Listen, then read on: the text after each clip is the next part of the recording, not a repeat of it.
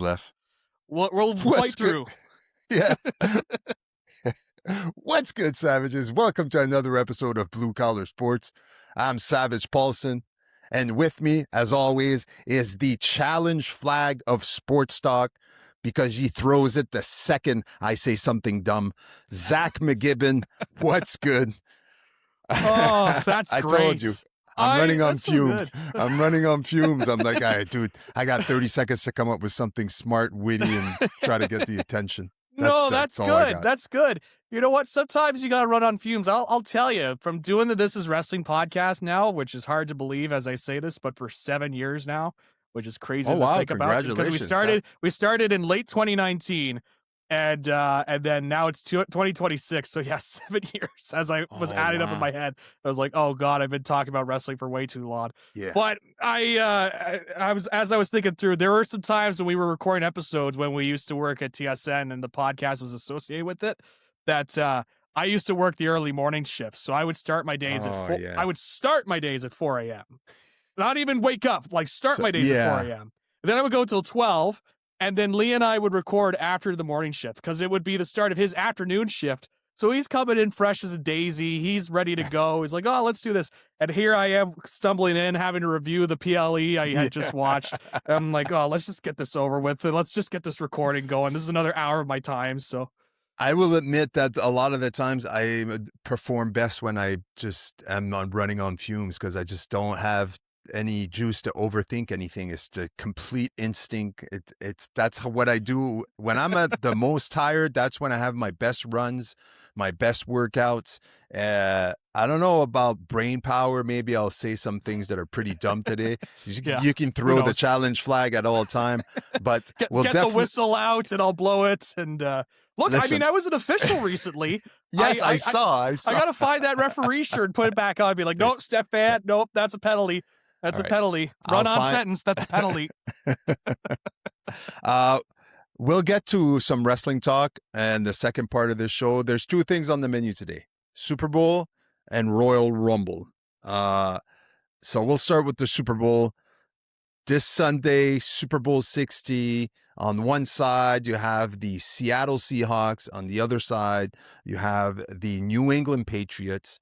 Rematch from a recent Super Bowl that I don't remember. Was it 2006? No. No, Was it 2014, I think. Yeah, right. 2014.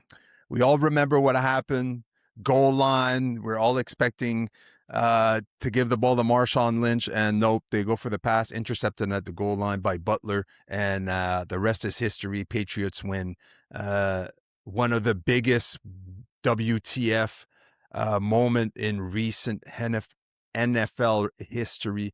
I remember watching the game and going, what the hell? I have one of my best buds. He's a diehard Patriots fan, especially when Brady was there. And we were texting back and forth and he was like, we're cooked. It's over. That's it. And then interception. And I remember just the back and forth. We couldn't believe it. Even him, it was crazy. But we have a rematch, Zach. There's a lot of people talking about it. I've been watching a lot of sports talk on TV, on ESPN, on all those things. There's a lot of tangible, intangibles, a lot of X factors during this Super Bowl. Let's get right into it. Zach, I want you to give me your thoughts. First of all, how excited are you about this matchup?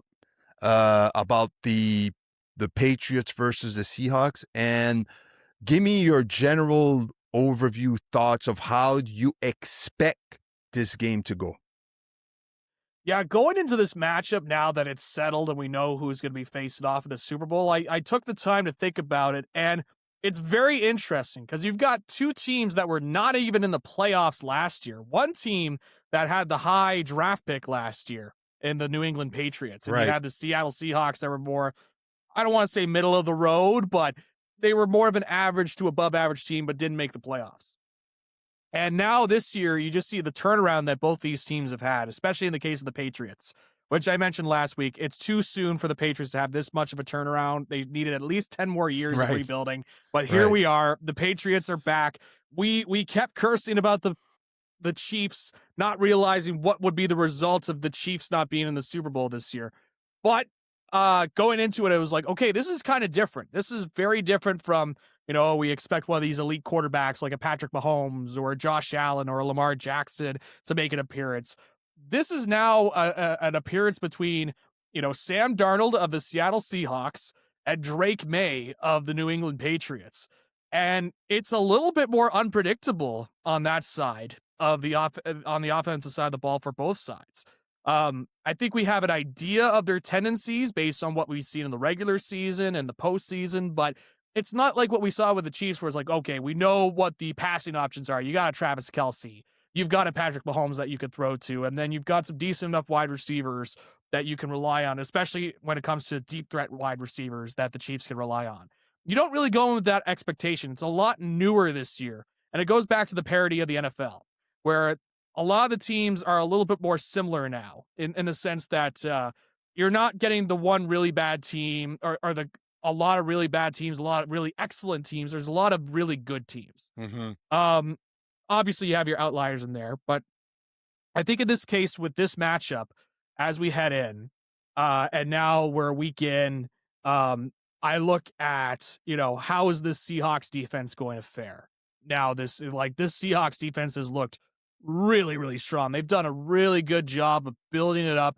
Mike McDonald is specializes in it, and you could just see it. The acquisition of Leonard Williams a couple of years ago, DeMarcus Lawrence, a guy that I watched in Dallas, and then he goes to Mm-hmm. the media after leaving, says, "Look, I love Dallas, it's my hometown, but I was never going to win a Super Bowl in Dallas," which struck me in my heart a little bit when he said that, because he's probably right.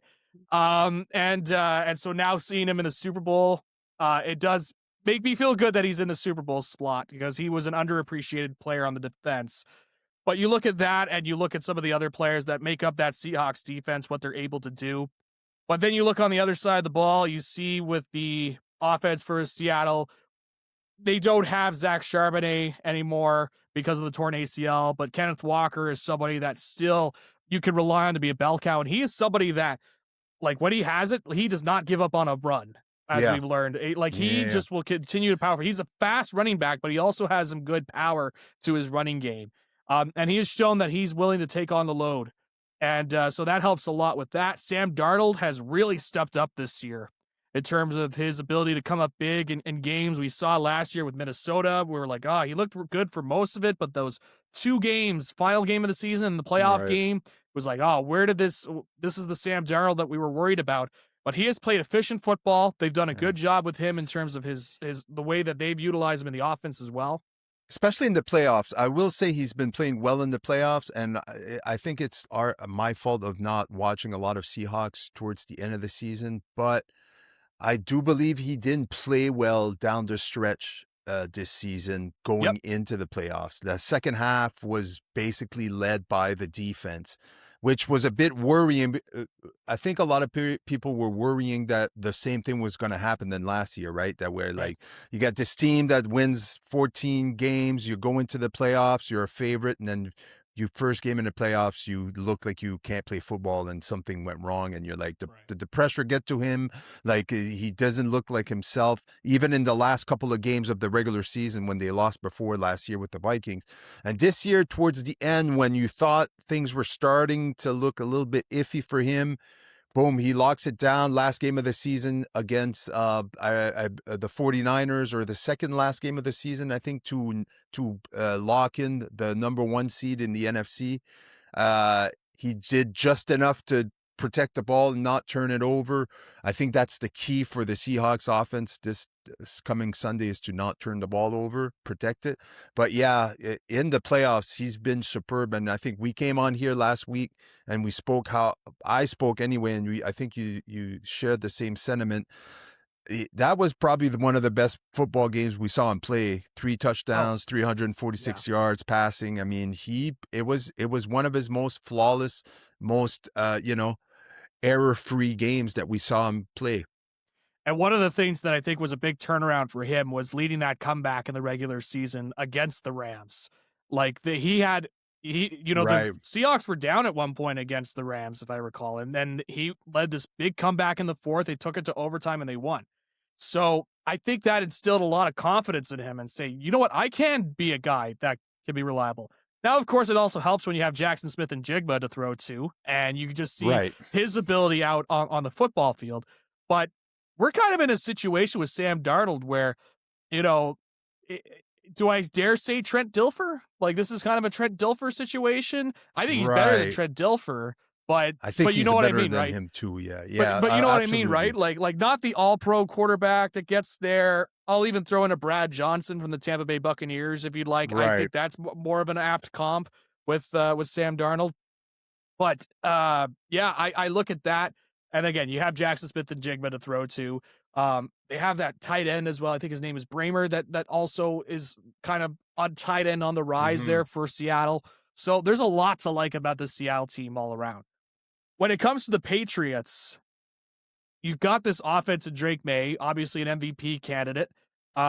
Stephon Diggs hasn't lit it up in the playoffs, but he is somebody that has shown he can be reliable in the Right. past, at least for the Patriots. If you ask a Bills fan, they're still kind of annoyed about some of the drops that he had a couple years ago Yeah. for the team. The last Um, season with the Bills, especially in the playoffs. yes, Yeah. that was really the reason why he was unceremoniously kicked out of Buffalo and moved on. Right. But one of the other things as well with the Patriots is they got some good running backs back there. Ramondre Stevenson obviously Yes. comes to mind. Travion He came alive Henderson. at the end of the season. They Yep, just kept giving him the ball and he just kept racking up the yards and he looked great. yep, and it's just amazing. It's it's quite incredible that Josh McDaniels is the constant in a lot of these playoff runs for the New England Patriots because he's also there for New England as their I believe he's their offensive coordinator. If not, he's working on their offense anyway. Hmm. For New England, he has been the constant in that. It's hilarious how you don't want him anywhere near a head coaching job because he just has it's abundantly clear this guy is not a head coach, but boy, can he be a really strong coordinator. Yeah, so he is the offensive coordinator. Like he could be a really strong offensive coordinator for the Patriots, and he just knows how to adapt his offense. So Drake May took that next step this year. And then obviously the running backs as well. And you look at the defense as well, like a Mike Vrabel led team, you're going to have at least a somewhat solid defense. And Mike Yeah. Vrabel has been somebody that he comes in and he's done a good job of turning this team around. He's somebody that has showed he could take his teams deep in the playoffs. You look at those Titans teams of the late 2010s, it's crazy to think about with the Titans now, but there was a time where the Titans were kind of this team with Ryan Tannehill at quarterback that Yeah. you that they were going deep into playoffs And they and would have great seasons with, 12 to 11, 12 win seasons yep. plus, and then they'd get into the playoff and they'd make it to the divisional round or even to the championship game. Yeah, and that was also on the back of a prime King Henry, prime Derrick Right. Henry as well on those Right. teams. So I think it just goes to show how much people really like Mike Vrabel. It still kind of astonishes people that he lost the power struggle in Tennessee with the general manager there. Yeah. To eventually get kicked out, and that led to AJ Brown also being let go. And we saw how that happened when they were like, "Oh, we'll just replace him with Travion Burks because his literal comp coming out of college was AJ Brown." So they were like, "Oh, let's just take a younger AJ Yeah. Brown." Oh yeah, I But remember that. Yeah. but Burks is not in the NFL as far as I know, or at least he's been very low on the depth chart anyway on teams. He's not on the Titans anyway. So you look at all that, and in the case of the Patriots, they've done a really good job of reestablishing. They've really kind of modernized the Patriot way. It's a little cliche, but they really have modernized the Patriot way over in New England to get back into this point. So I think this is an interesting matchup. To steal a wrestling term, this has been interesting booking of setting up two Right. teams from 10 years ago. That was a prime rivalry. People remember that Super Bowl, and we're bringing it back in 2026, but with brand new players on each side of the ball. I So don't think anybody had the Patriots versus the Seahawks on their bingo card at the no, beginning of the I season, right? certainly didn't. Right. Definitely not I the Patriots. I don't think anybody no. expected the Patriots to make such a leap on Drake May's sophomore year. Yep. Coming in, we had a great rookie season, but we all thought the Patriots still had a lot of work to do in order to become this team that would be able to make a playoff run. And here we are, Super Bowl 60. Here they are, Patriots.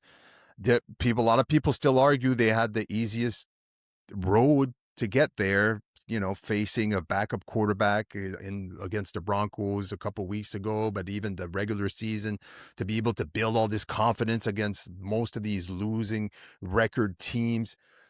Again, we've said this many times, you still have to beat the teams that are put in front of you, and they did that. And Yep. here they are. But yeah, no one had the Seahawks versus the Patriots at the beginning of the season. Yep. If you did, you're there's a lot of money in Yes. your bank account right I was now. gonna say you must have done really well on the betting markets Right. because that was certainly not on my. Maybe the Seahawks. You could make an argument for the Seahawks and how much they've gotten better, Yeah, a lot but easier, but still, there were but still the a lot of Patriots question especially. marks having Sam Darnold, Yep. considering what happened to him last year. Was he gonna be a good fit with the Seahawks? Yep. Coach, everything. There's a lot of new pieces to the puzzle for the Seahawks, so it was a big question mark again. Yep. Bravo to those both teams to be able to keep it together and through all the chaos. Obviously, a lot of people argue, well, a lot of things have to fall into place, like the Chiefs not making the playoffs and Right. so on and so forth. But I don't know. It's still a very interesting matchup. I will say too with the Seahawks, they've done such a good job of transitioning from the old, like we talk with the Patriots, transitioning from the Belichick years to now with Mike Vrabel in Hmm. there. I think the Seahawks also have to be discussed as a team that's done a great job of transitioning from the Pete Carroll era, and transitioning into this Mike McDonald led team. Same Yeah, general manager from 10 years ago. John Schneider has been the general manager for the last God knows how long now, at least 15 years yeah, it's been there over for a in while. Seattle, and they clearly rely on him a lot. And they did such a good job of analyzing. Okay, we got to make this transition away from Pete Carroll and Russell Wilson and even Geno Smith. Like it's hard to believe now the way that Geno Smith's season went out in Las Vegas. But there was a Right, time coming into this year where it was like, did the Seahawks make the right decision moving off of Geno Smith, a guy that's been to a Pro Bowl, which doesn't mean that much right now, considering who's in the Pro Bowl this year. right. But at the time, it was like, wow, Geno Smith is in the Pro Bowl. Like, who would have thought that 10 years ago? And he was somebody that was consistently with that team and consistently solid for that team with the offense they built around him.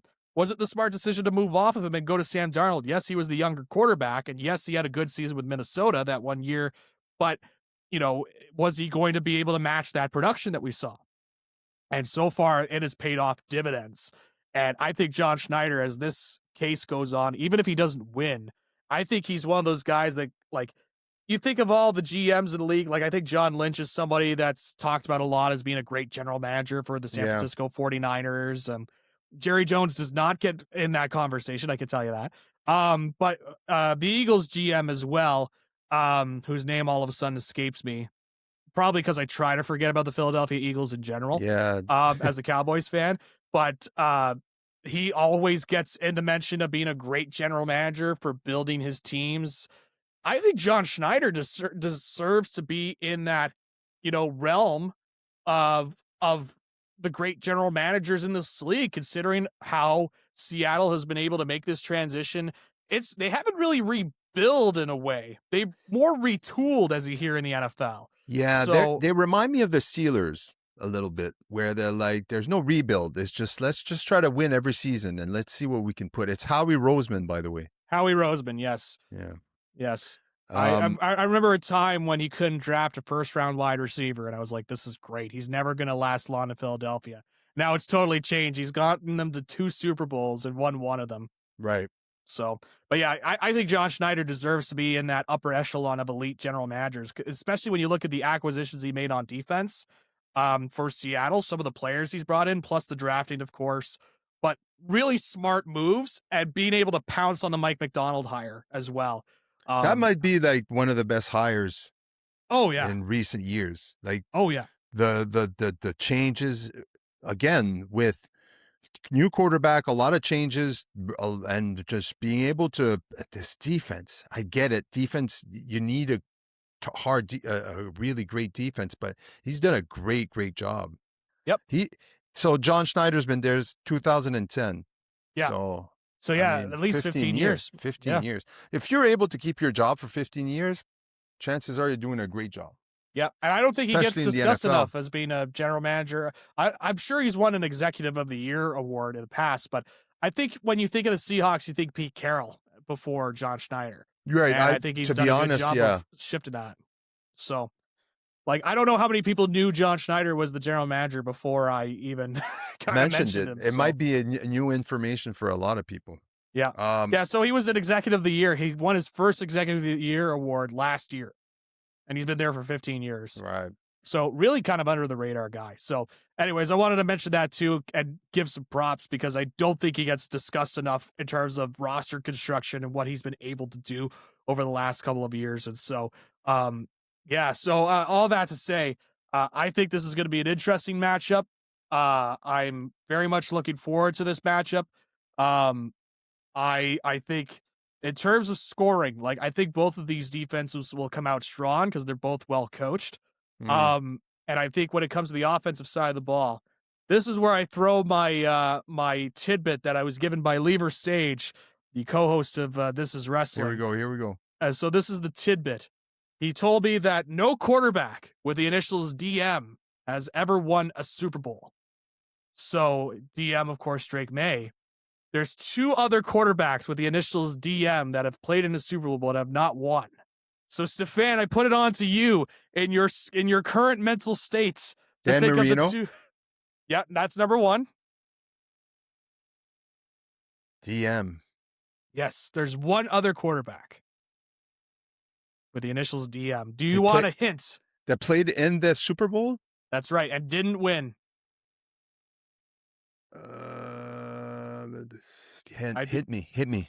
I'd be willing to give you a hint. The Go. hint is that he played for one of the teams we recently mentioned, not including the Seahawks and the Patriots.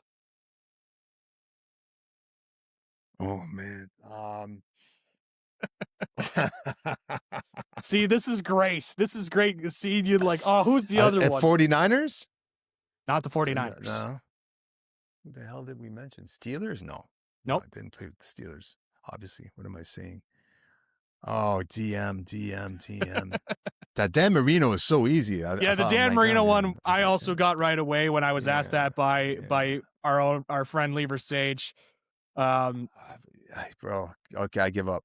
You give up? I hate giving up, but if we weren't on a podcast, I'd think about it a little bit more longer. Yeah. Like, but is it recently? Not really recent. I think it's 2026. So yeah, no, not recent. I would say the last 20 years.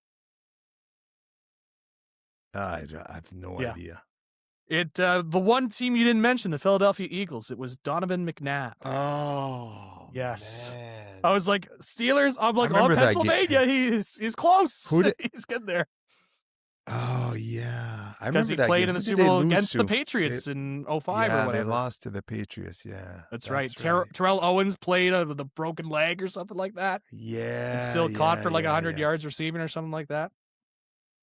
There's one guy I wish he won a Super Bowl. Yeah. And couldn't get along with Donovan McNabb, went to the Cowboys, and then that's his team. That's his quarterback with the T.O. I became even more of a T.O. fan when he went to the Cowboys. Yeah. I remember I was living in Toronto at the time, and I was actually following, my Steelers were not good that season, and I actually followed the Cowboys because I was a big T.O. fan. Yeah. I like those brash quarterback that talk a lot of shit and deliver in most moments. He's a good He's a good wide receiver. I didn't like him because he was the one when he played for the 49ers. He took the football out to the middle of the field, and then you had the Cowboys defender just shove him. He's like, no, that's not happening. You're not doing the pose. And then he joined the team. He was like, I've always loved Terrell Owens. I don't know about you, but like, especially when he was talking about his hatred for the Eagles. Like, no, I think this guy's got a lot of great points, actually. But he's an interesting character, eh? Like from the bench presses outside while the media has the microphone around him to all the stuff with Drew Rosenhaus. Like that was quite the time. I was like, who was his agent? I kept forgetting his name. Yeah, Drew Rosenhaus. I believe he's still an agent in the NFL today. So I'm sure he is. So are you expecting a high? I don't want to know your score. So I'll give my thoughts on after you're done, and then we'll give our predictions as far as the score and what we think the score. I want to be able to give a score so we can see how close or far away we are. Right. But I'll let you finish your point. Do you think this is going to be a high scoring game or a low scoring game? Because you're about to say something about the defense. I think personally, like the big points, Patriots defense right now is where I have my eyes on. I get Drake May, like there's certain stats where like their passing offense is great. I just he's playing the Seahawks defense. So if the Seahawks defense can play up to their potential and even more, Hmm. I think Drake May is going to have to do it with some explosive plays, a la a lot of rushing yards, like we saw against the Broncos. Yep. Um, but you think it's going to be a high scoring game, or do you think this is going to be led by both defenses? I think this will be more of a defensive matchup. Personally, I don't see this being very high scoring. I think when you look at both sides, both teams, I think they've got some really good coaches that are very good on that side of the ball. And so I when I say I don't think it's gonna be high scoring, I don't think it's gonna be like a 35-32 matchup or anything like that without Mm-hmm. giving my score away. I think it's gonna be on the lower end of that. Okay. I when I look at this matchup, and I actually did some research, like I said earlier, I actually wanted some information, but I've watched enough of both these teams in the last few weeks and during the playoffs to get an idea, a really good idea of like, okay, what do I have in the Patriots and what do I have in the Seahawks? And one of the things I am 100% sure for both teams is that the Seahawks defense is really, really good. And that's where, like, look, the Patriots have a lot. Like, I think that, like I said, one of the key points for the Patriots to win is that May is going to have to, number one, his offensive line is going to have to protect him.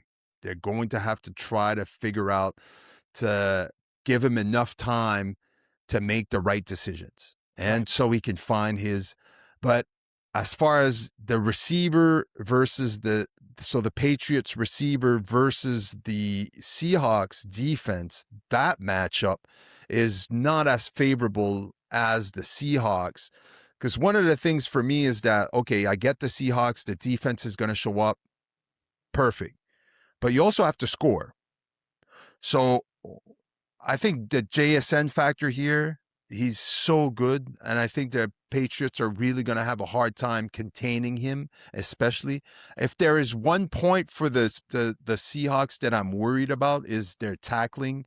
I think they've had tackling issues, which means like if Drake May can work on short passes and try to get yards after catch, a lot of the times I think that's going to help him to just get him more comfortable and just, drive the ball down the field and get in good position to be able to have those scrambles and use his legs to kind of get the yardage down the, especially maybe in the red zone, where things like tighten up a lot more, where the Seahawks are going to be like hawks everywhere. So I think that for the Seahawks, exploiting the favorable receiver matchup, getting JSN the ball as much as possible. And then once they establish, the aerial game, then they can start managing the game later on with the running game. Because like we said, we know Charbonnet's not there, but we have Walker and he's been shown like he's a really good running back. Well, I know Yep. Charbonnet ended up the season basically being the number one, but it was like a 1 point, it was a 1A and 1B type Yeah. of situation, Yep. right? In the Seahawks. Um, and for the Patriots, I think when it comes to the matchup, I think the Patriots have to do almost everything great in order to win this game. I think they don't have a lot of room for error. On the other side, I think the defense can save a mediocre game from Sam Darnold. I know we saw him have a great game last week, and we're expecting hopefully we can see the same quality uh, game from him in the Super Bowl, but bright lights, a lot of more pressure. The Patriots defense is no joke. We know Vrabel is going to have his team ready to go, and he's very good coaching. So, um, control the line of scrimmage for me for the Seahawks is going to be very important. I think it's going to be very hard to run on the Seahawks. I think like their rushing defense is one of the best in the league, and like I said, Drake May is going to have to figure out a way to find his receivers and make some plays down the road. So, yeah, that's basically the keys to the matchup. That's how I see it. I don't really have it, Laz. You said it's a low. You think it's going to be a defensive. I think it's going to be the Seahawks defense is going to show up and show up big. But I don't see the same thing on the other side. So I don't think it's. I think it's going to be maybe a higher scoring game than you would predict on my side. Gotcha. But I'm not going to give away my prediction. I want to hear your prediction first. I already wrote down my score, so it's locked in already. Yep. I will say this. I'm very excited about this matchup. Basically, for what I said early in the show, is that no one expected these two teams to be here. And I know a lot of people are saying, oh, we're getting a rematch from not that long. I don't mind that at all. I think both these teams deserve to be here, no matter what people have been saying, especially on the Patriots side.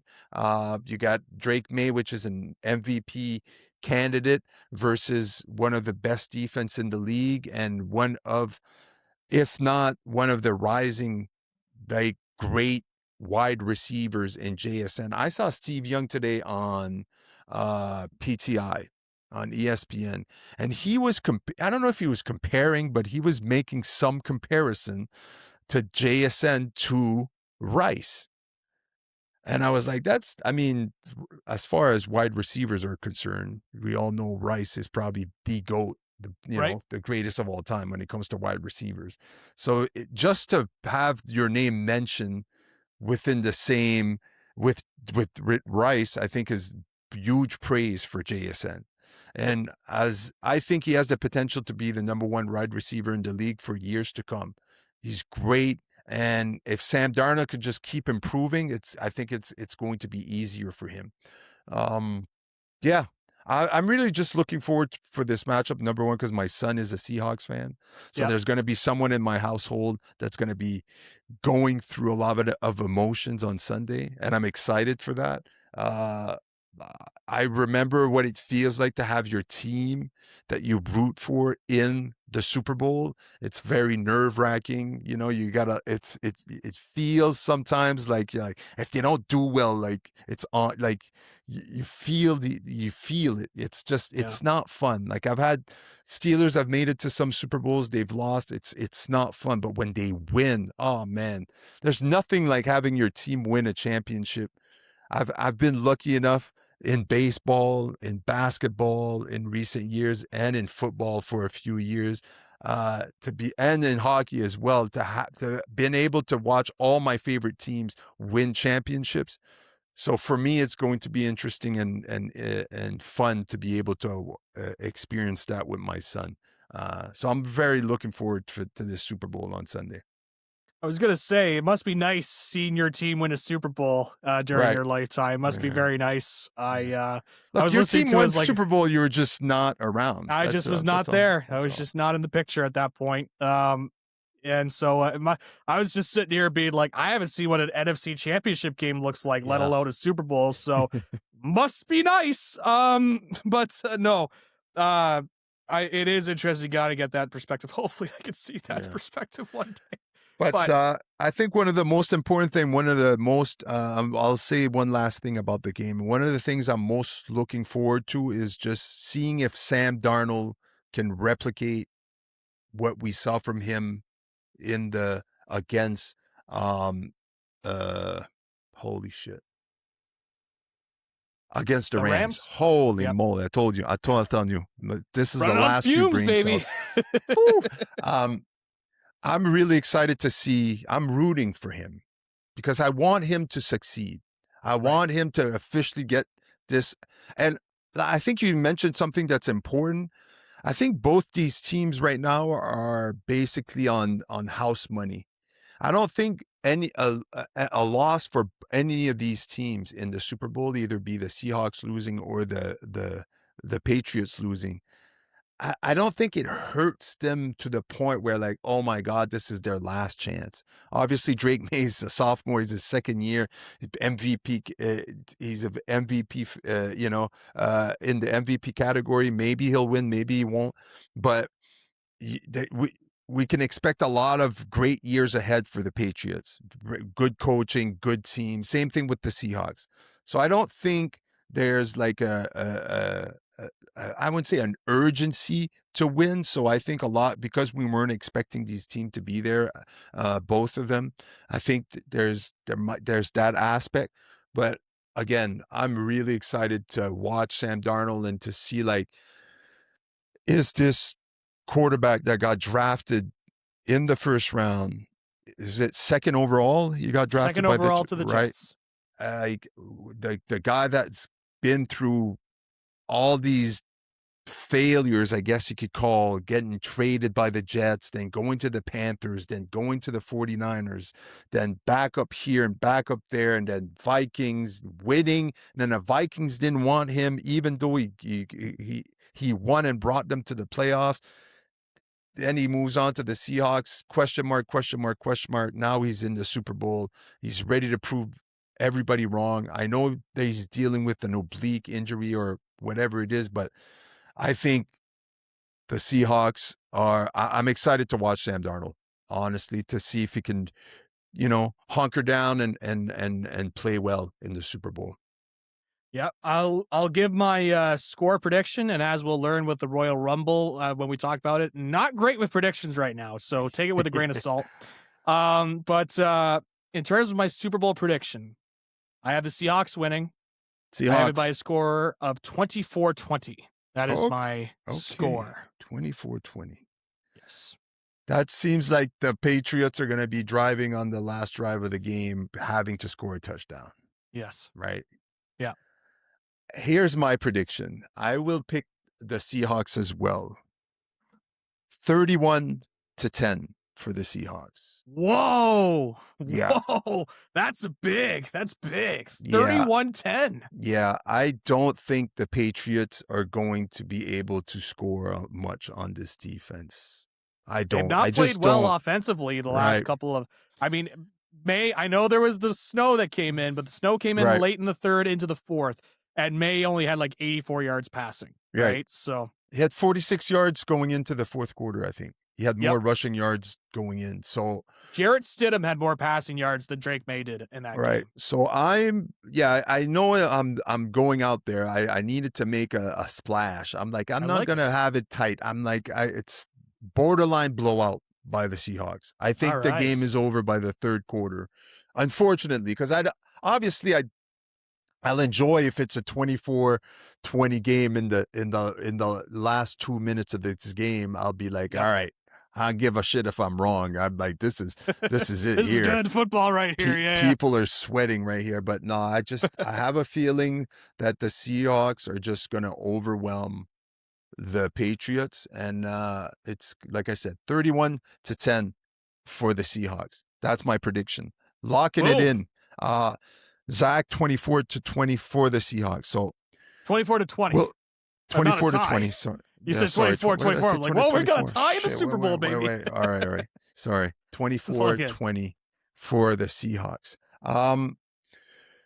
This past weekend, Zach, we had the Royal Rumble. Last week, we gave our picks for the Royal Rumble. If I remember correctly, we both got the women's Royal Rumble correct. Yep. In Liv Morgan.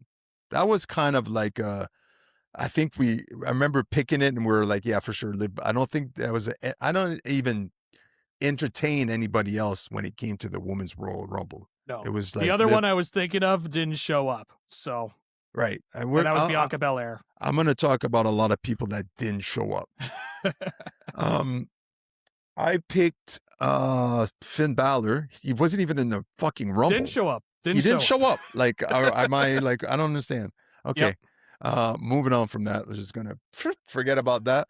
My pick wasn't even in the Rumble, so it's kind of default. And you had picked Braun Breaker, which got eliminated right away.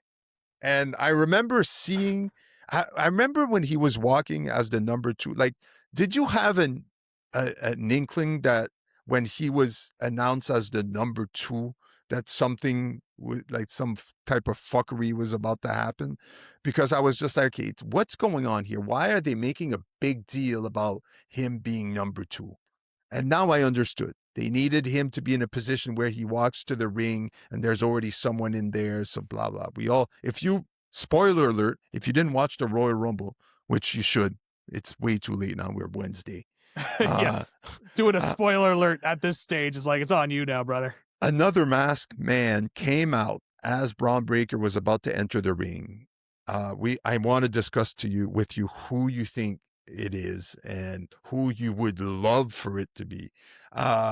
We could probably go down a rabbit hole a lot of the times, but comes in, Braun Breaker gets curb stomp and thrown into the ring, and then is immediately thrown out by was it Oba? Is it Oba? Femi. Oba Femi. I can never get his name right. I don't know what I called him on Saturday. My son made fun of me for like the whole night. I heard it and I was like, I'm not going to jump out on this one. I'll let him.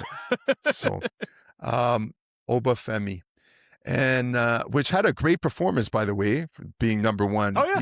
He looked great. I think they're planning on giving this guy a major push. Yep. Ended up being, I'll give my thoughts on the Rumble. The winner ended up being Roman Reigns, which I'm not hating on the winning of Roman Reigns. I like which he ended up picking CM Punk on Raw on Monday, which I'm not hating. I'm okay with the matchup. I think there's a story to be told there. I'm okay with that. It also opens the door for another matchup that I hope is going to happen in Drew McIntyre and Sami Zayn in a rematch at WrestleMania. But man, I don't want to be the guy that sits here and tells you that I think this was one of the worst Royal Rumbles in recent years, but this was one of the worst Royal Rumbles in recent years for me. Like at no point did I ever I was so disappointed when number 1 no Finn Balor. I didn't look. I know I picked him last week. I didn't expect him to win. I just thought it would be really cool to just have him win. He wasn't even there. Hopefully there's a reason and there's you know what I mean? Like, yep. you get, so you bring in all these people, these other people. La Parka showed up, and then the 2 El Grande Americano, Brock Lesnar getting thrown out of the Rumble in Jey Uso's entrance, which was ridiculous. It went under the radar. And then fucking Jey Uso coming to the ring and then fucking revisiting his entrance during the whole thing. I was like, my eyes rolled so back into my head. I'm like, this is nonsense. I'm like, they lost me at that point. I was just like, at this point, I didn't really even care who won the Rumble. I was just like, oh my God, like this is just like, ugh. Who did you pull in our Royal Rumble pool, by the way? That was the question I had. So in the because I know what it is, but I want to hear you say it. Okay. All right. I'll give you the microphone after this because so the Women's Royal Rumble, I picked Chelsea Green was my number. Okay, gotcha. And I was actually a bit excited. I'm like, look, she's not going to win, but fuck. And then my son was sitting next to me and he reminded me that she lasted like 5 seconds last year. And I was like, shit.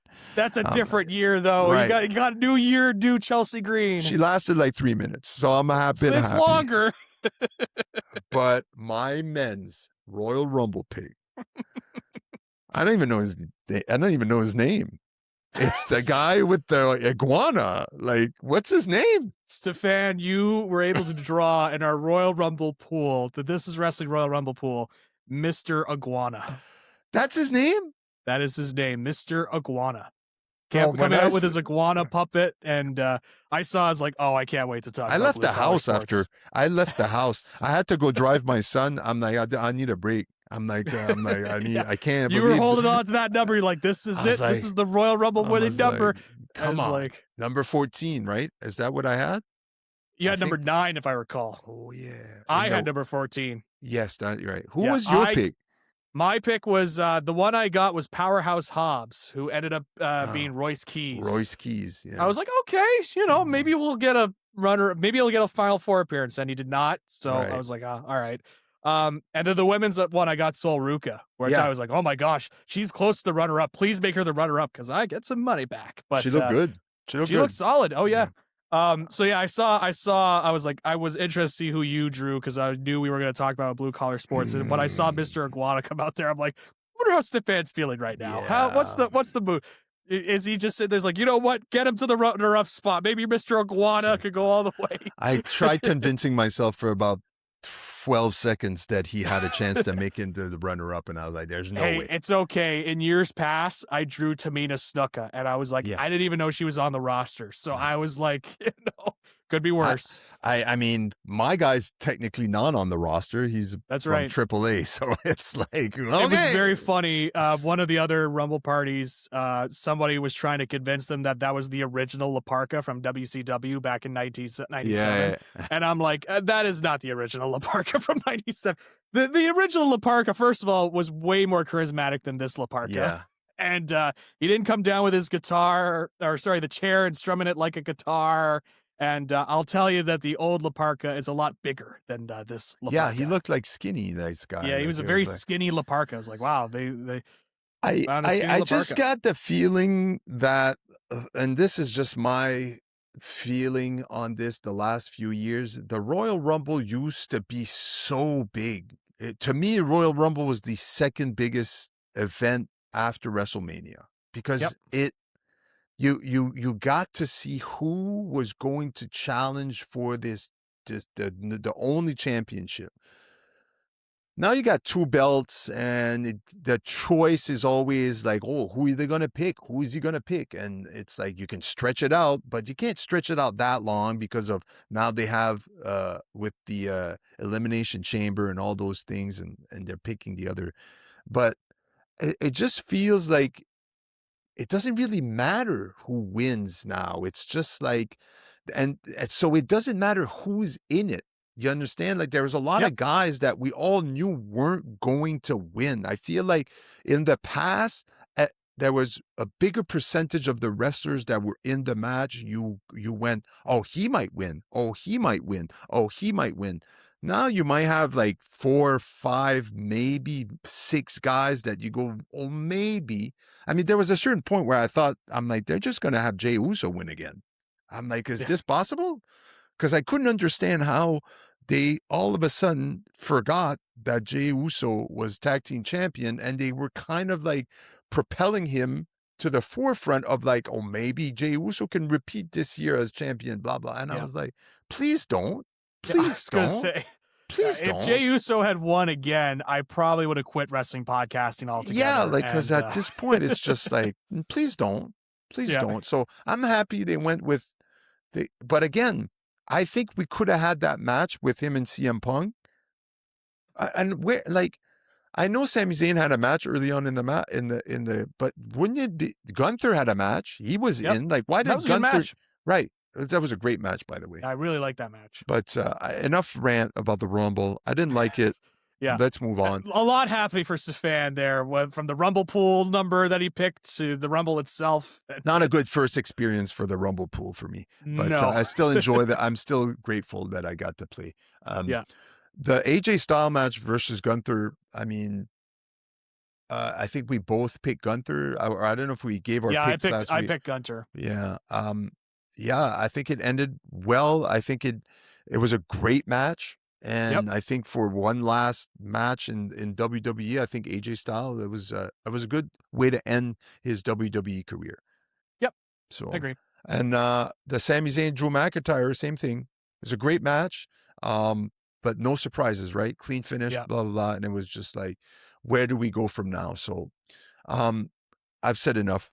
Give me your thoughts on what did you think about the Royal Rumble? So I like the Gunther match. That was my best match. I was underwhelmed with the Sami Zayn match because I thought it would be way more dramatic, even if he was going to be defeated.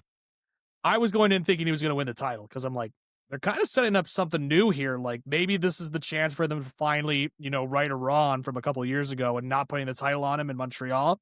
It's like, oh, you got the next best thing. But I was underwhelmed by the match between he and Drew McIntyre. I was Hmm. expecting a lot more. It felt much more like a dominant display from Drew McIntyre that he just pinned him and won. So I was disappointed in that. Um, I might have lost my mind on the Braun Breaker stuff.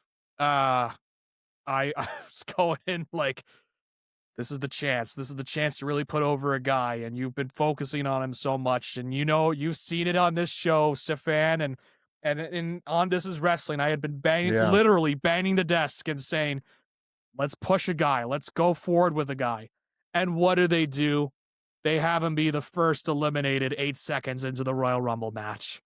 Yeah, I didn't ask you or even texted you because I'm like, there's Yeah. right now he's not having a good day right now. Yeah. If you want to listen to the first 5 minutes of This Is Wrestling, you just hear a very, Yeah. because literally we recorded, I think, a few hours after that show was done. And I was in prime, Oh my God. heated steam Yeah. coming out of my ears mode after what I just saw. Um, because that was also for the second straight year, my prediction utterly embarrassed in front of many listeners. Because last year I said Jey Uso had a 0% chance of winning last year. I'm like, there's no way they were going to have Jey Uso win the Rumble. And what does he do? He He wins the Rumble. eliminates John Cena and wins the Rumble.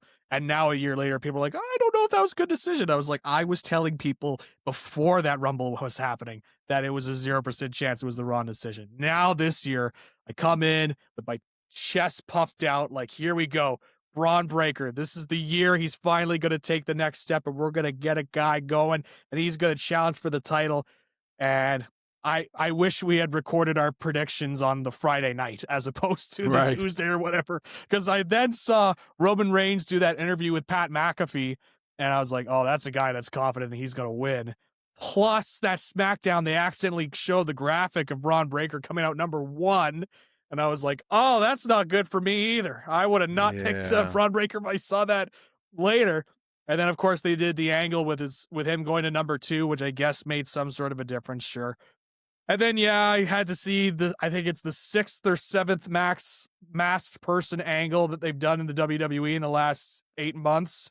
And I'm like, can we not think of anything else to do instead of another I masked person angle? I kind of get it. They kind of revisit it, trying to build from that. I get it a little Yeah. bit, but yeah, it's like, come on, like how many times can you go back to the well? Yeah. And so, people are asking me, so who do you think attacked Braun Breaker? Who is the masked person? I was like, I don't know. I don't care. I really just, I felt like this was an absolute dropped ball on him. And it felt like that they put him off to the wayside because my overall thoughts, if for people that, you can get my full thoughts on the Rumble on the latest episode of This Is Wrestling out now. Mick Foley, thumbs up plug here. But my big thing was it felt very safe when I was watching this Rumble. Felt like there was a lot of safe decisions that were made, from Roman Reigns winning to even Liv Morgan winning. Yeah. It just felt very safe, and there wasn't really that bold decision. If you want to count the Gunther one bold, maybe, but I don't even think that was that bold of a choice. I think it's all part of the story that they're playing out there, and I like what they're doing with that. But Roman Reigns is a very safe pick. And that Yeah. final four, I felt was also very safe. Logan Paul again in the final four. Then you got Randy Orton, and then you've got Gunther. Yeah. And I'm like, Gunther was kind of interesting because it's like maybe they're going to go all the way and, shock some people and have Gunther win after beating AJ Styles. But then we went with Roman Reigns, and I was like, all right, he doesn't need this, but I guess. Right. Now the promo segment on Raw, I thought with Punk was great. Yes. I really liked that. I thought I thought Reigns was the better promo guy. You would have asked me that in 2013 with these two guys, and I would have said that Reigns would have been the better mic performer than CM Punk. I would have called you crazy. Yeah. But he No, clearly was great. in my mind. Yeah. And so that was my takeaway from the Rumble. It felt very safe. And I won't go as far as you in terms of one of the worst Rumbles I've seen. I wouldn't go that far. I felt it was a very average to below average Rumble. I've seen much better. I've seen much worse. Mm-hmm. I remember those 2014, 2015 Rumbles where they were just booing the hell out of like that Rumble when it was Kane and Big Show in 2015, eliminating people left and right. And I'm like, why is Kane and Big Show eliminating people in 2015? And that was when people wanted Daniel Bryan. That to me is still one of the Mm, worst Rumbles I've ever seen. So I won't go that far. I think the people don't like it because it wasn't really that eventful. There wasn't really the big surprises, unless you want to include Royce Keys, the former Powerhouse Hobbs from right. AEW. But I didn't even think that was the right venue to debut him because the crowd didn't really know who he was. Um, Yeah. and so, like, I think that guy, like, you look at him and you're like, oh, this guy's no pun intended, a powerhouse. And so he's somebody that can like do something, but I wouldn't have debuted it in Saudi Arabia. Um, and then the other surprise is, I mean, I know you were jumping out of your seat once you saw Mr. Iguana pop up on your screen, and you're like, "Oh, La Parka's here." Remember La Parka? This is the No. fourth La Parka. So wasn't really feeling it. I think the thing you mentioned with the old Royal Rumbles is like the old Royal Rumbles. There was a Pat Patterson booked a lot of those Royal Rumbles, and now that he's gone Mm, and this is a new regime, you could tell that there's not anybody that has that Pat Patterson sort of ability to book a Rumble because those Rumbles, you could have people in between, just kind of, you could build stories within the Rumble itself. So yeah, that's kind of my takeaways from the Rumble is that I thought it was a very average show when all was said and done. yeah. Like again, it might be a little bit much that I said it was the worst Rumble, but it's just like again, I'm expecting. I was just expecting more. I was just Yeah. expecting more surprises, more this, No like Jericho. no No Chris Jericho, Jericho occurrence. like, I'm like starting to fade on that. I don't know if he's yeah. going to WWE now. Well, this was the opportunity. Like, what are you Yep. gonna show up the day? It's either that or he shows up the first Monday after the WrestleMania, Maybe. or But maybe I don't know. I don't know. It's weird. So, who do it's you think the weird. masked man is? This is what we'll end it on Uh this. Who do you think it is? oh man. I joked on the show. I said it's probably Ole Anderson, and he's revitalizing the Black Scorpion in WWE. That was Oh, my joke. I was like, let's just do that again. It's not so. That's not my pick, obviously. That would be shocking television if it was Ole imagine. Anderson. But I was hovering around Logan Paul, um, which I was like, Yeah, uh he's that's who I think it yeah. is. I I think saw it's some Logan reports Paul. saying it was Grayson Waller under that mask, and I was like, oh, great, Oh, awesome, I look. Grayson Waller. I also entertain the possibility that they want us to believe it's Seth Rollins, and it will end up being Seth Rollins in the storyline, but Yeah, that's not who it was under the mask, right. right? He didn't fly out to Saudi Arabia because they had Right. him do all the moves. So, like, I feel like the way that it's going anyway, So we're setting up a Braun let me Seth tell you this. program. So did you notice anything about the masked man? He did something where I was like, "Ooh, I've seen that before." Other than Seth Rollins' moveset, no. Right. So if you watch it again, you remember John Moxley? He does this thing with his neck all the time. Oh yeah, he's always like going in there. Is like, Yeah, so he does that after he attacks him the first time. He kind of like gets to the crowd and he goes like this. I'm like, what the fuck yeah, was that? yeah, I'm like, at first I was like, I've seen this before. I couldn't put it together. And then when my wife is all gun ho, she believes John Moxley's one day coming back to WWE. And I'm like, oh, I'm like, that's what he was doing. That's yeah. exactly what he was doing. I know that's not him. Right. I would want him to be in because It my would be cool if it my was him. my I'd be fantasy down for would it. be like I think this was going to happen. I think Seth Rollins is behind whoever attacked in there. Like I said, Yep. I think it's Logan Paul because I think Logan Paul is going to be with Seth Rollins. I think they'll split certain of the guys up and it'll be like one group against division, whatever the case may be. But Right. it's it's the only storyline. I will say this: it's the only storyline from the Rumble that I'm still very interested in. Fair enough. Is the Braun Breaker, Adam Pierce, all that angle, Masked Man, Yep. that everything else, Not feeling it. I just want to forget about it. So what you're saying is you don't think the Masked Man is Ole Anderson like I thought. I would not put my money on it. Mm. Yeah, yeah, Fair yeah, enough. Fair yeah, enough. yeah. Stone No, Cold no, Steve no Austin. No. rekindling of the Black Yeah. Scorpion. No. I love. I remember when there was first Masked Man came up to the cage. Remember, Yep. and a lot of people was like, it's Jericho. I'm like, number one, uh, I don't understand if you guys know what a 40-plus-year-old man that's been in the wrestling business for 30 years Yeah. moves 50 like, plus. Yeah. right? Yeah. 50 plus and moves like, but he does not move like that. He would not go Not up Chris that Jericho. cage. He would not go up that cage that fast. And then No. people are like, oh, it's Randy Orton. Same thing. Same guy. More Yes. athletic, yes, Yeah. but it does not move, would never Yeah. move that fast. The man with back problems doesn't climb that fast on the cage. I'm shocked at that revelation. If I tried to climb that cage that fast, I would have, you know, torn a lot of both my ACLs, and I would have fumbled my way into the cage. Right. Yeah, it's just not feasible. Zach, again, another great episode. Thank you for joining me. I know you're very busy. It's late on a Wednesday. You had a lot of things to do, but thank you again for giving me some of your time.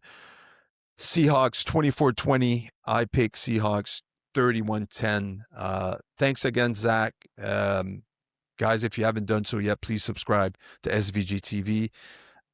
Blue Collar Sports is also available on Apple Podcasts and on Spotify. Subscribe today so you don't miss any future episodes of the podcast. Also, check out This Is Wrestling, where Zach gives you all of his thoughts on the Royal Rumble, Unreal, and all things pro wrestling.